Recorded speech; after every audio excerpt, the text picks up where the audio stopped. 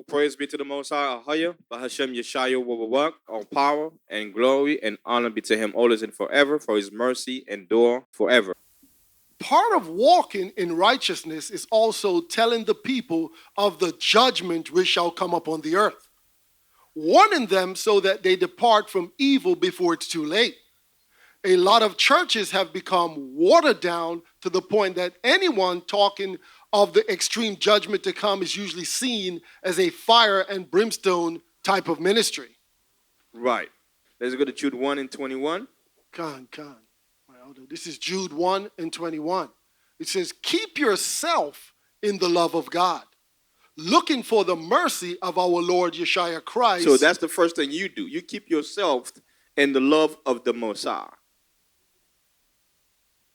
Looking for what? Eternal life. Read it again for me. Con, my elder, Jude 1 and 21.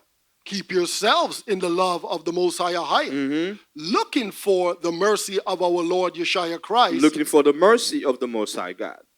Looking for life eternal through the mercy of Christ. So you got to keep yourself in what? In love. Waiting for the mercy of Christ. Keep yourself in righteousness. Waiting for the mercy of Christ. Yeah, and brothers and sisters, how do you actually do that?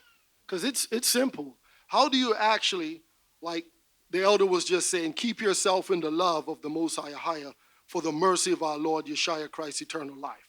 Let me bring just a quick precept on that, because this is simple. John 14 and 21. He that has my commandment and keepeth them, he it is that love me. You see that right there, brothers and sisters? It asked you in Jude, keep yourselves in the love of the Most High, looking for the mercy of our Lord Yashayah Christ unto eternal life. So John 14 and 21 tells you again, he that has my commandments and keepeth them, it is he that loveth me. And he that loveth me shall be loved of my Father, and I will love him and manifest myself to him. And he's manifest ourselves to us, but we're not at the end yet. So this is key, what's being brought out here in Jude. Right. So again, we got to keep ourselves in love while we're waiting for eternal life or while we're waiting on Christ. We also have to love others as well.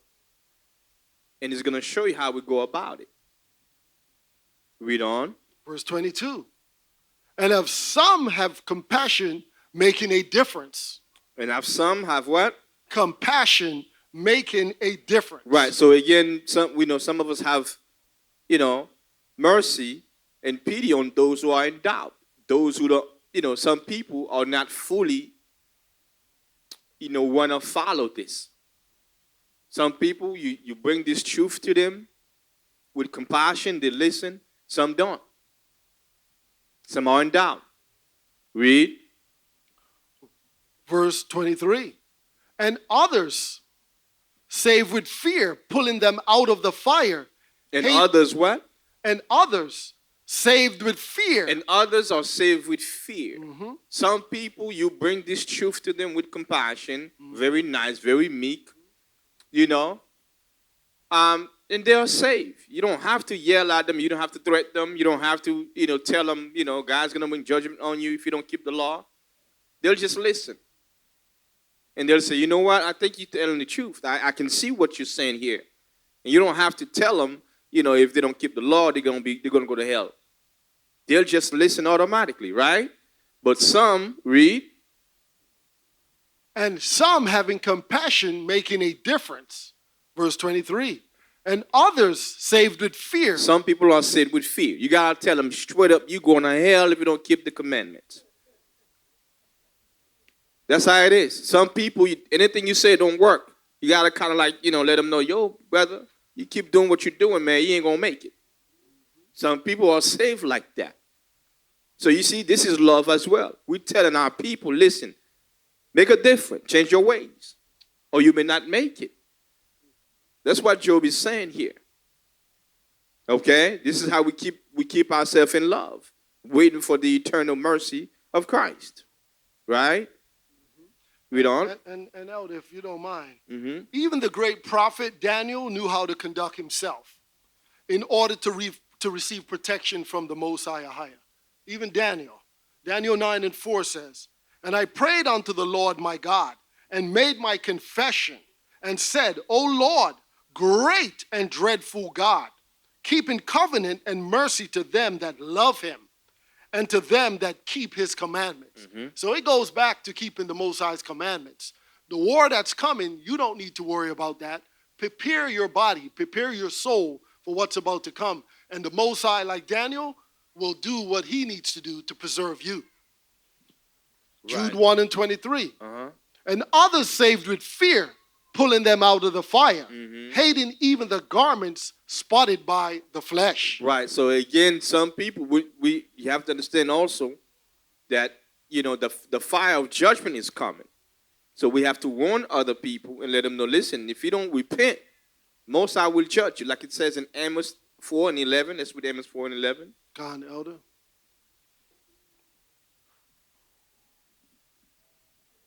This is Amos chapter 4, starting at verse 11. "I have overthrown some of you, as God overthrew Sodom and Gomorrah." Read it again for me. Con, my elder, from the top, Amos 4:11. "I have overthrown some of you, as God overthrew Sodom and Gomorrah. And ye were as a firebrand plucked out of the burning." So I see how the Most High says he's going to save us.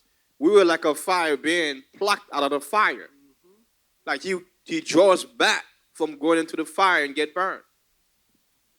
What does that mean? He's trying to bring us back from sin. He's trying to make us repent. Read.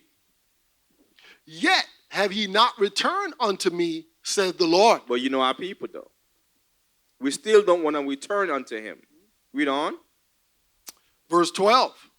Therefore thus will I do unto thee, O Israel, and because I will do this unto thee, prepare to meet thy God, O Israel." Exactly. So again, if you don't want to repent from your sins, if you still want to continue in doing what you're doing, the Most High said, well, guess what? Prepare to meet me now. Because once he killed you, now he's gonna be one-on-one. Uno mano. This is the guy you did not want to listen to now. Prepare to meet me. Read it again for me. Con, my elder, Amos 4 and verse 12.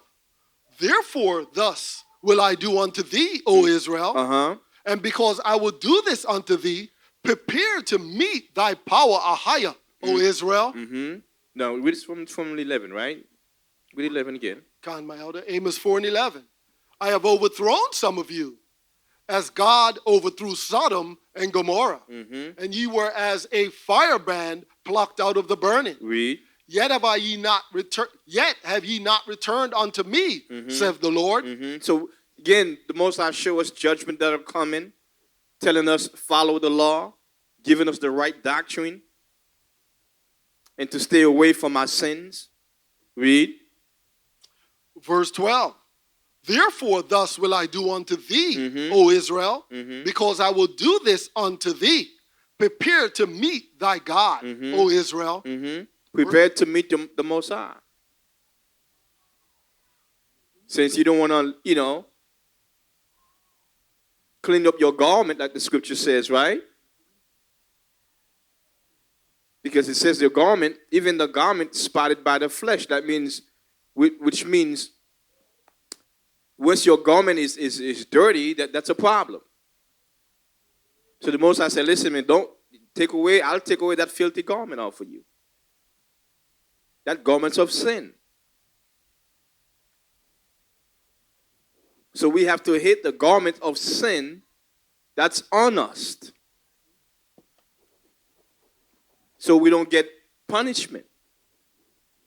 If we don't clean that garment, we will be punished. That's what the scripture is talking about. Let's clean that garment so we don't get punished by the Most High.